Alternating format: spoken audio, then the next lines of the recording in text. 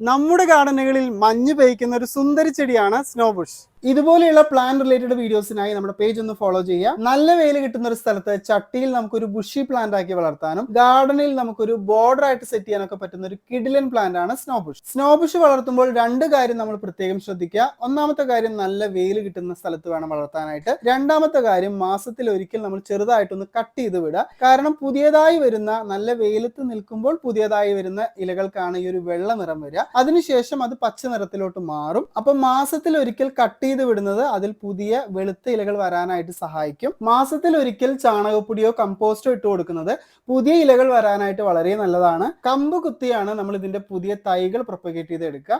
അപ്പൊ ഇതുപോലെയുള്ള നല്ല വെറൈറ്റി പ്ലാന്റ്സ് വേണമെന്നുണ്ടെങ്കിൽ ഹോംലി ഫീൽ ഗാർഡൻസിന്റെ വെബ്സൈറ്റിൽ നിന്ന് ഓൺലൈനായിട്ട് പർച്ചേസ് ചെയ്യാം, അല്ലെങ്കിൽ ഡയറക്റ്റ് നഴ്സറിയിൽ വന്ന് വാങ്ങാം. അപ്പൊ അടുത്തൊരു വീഡിയോയിൽ വീണ്ടും കാണാം. Till then take care, by.